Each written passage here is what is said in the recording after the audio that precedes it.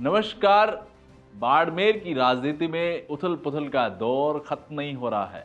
विधानसभा चुनाव से लेकर अब तक अस्थिर राजनीति का एक लंबा दौर चल पड़ा है। निर्दलीय विधायकों और भाजपा के बड़े नेताओं की पटनी नहीं बैठ रही है।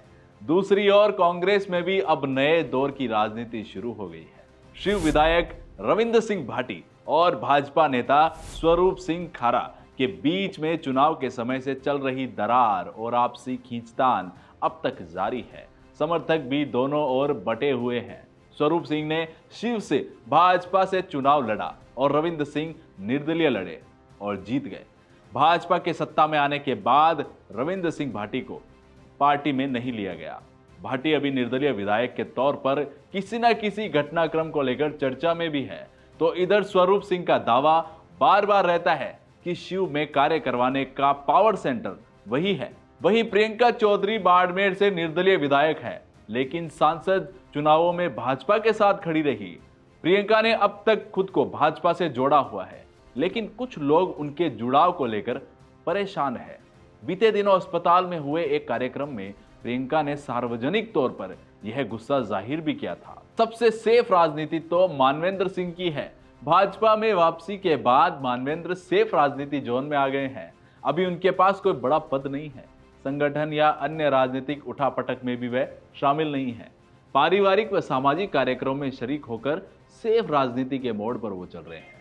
इधर फतेह खान ने आमिर खान के जन्मदिन पर हाल ही में एक पोस्ट किया।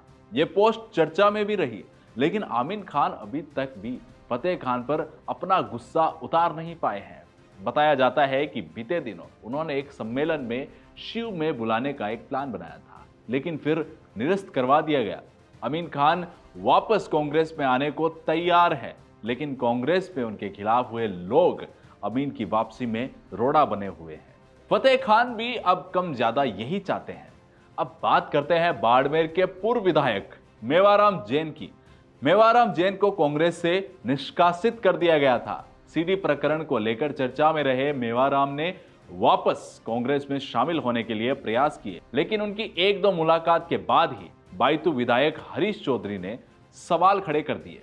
हरीश के बयानों के बाद में यह मामला फिर एक बार ठंडे बस्ते में चला गया। हालांकि मेवाराम पिछले दिनों सक्रिय होकर अस्पताल या अन्य जगहों पर पहुंचने लगे। इसके साथ विधायक चुनाव नहीं लड़ने के बाद हेमाराम चौधरी राजनीति से संन्यास लेने के बाद भी हर राजनीति व सामाजिक कार्यक्रमों में सक्रिय रहे। इन दिनों वे बेटी सुनीता चौधरी को कई कार्यक्रमों में जरूर साथ रखते हैं, जो सुनीता की राजनीतिक सक्रियता के संकेत दे रहा है। लोकसभा में हार के बाद कैलाश चौधरी ने एक बार घर पकड़ लिया था, लेकिन अब फिर से दिल्ली पहुंच गए हैं। संगठन की राजनीति और 5 साल में केंद्रीय मंत्री के कार्यकाल में बने रिश्तों को जोड़ते हुए अब कैलाश दिल्ली जयपुर की राजनीति में सक्रिय है।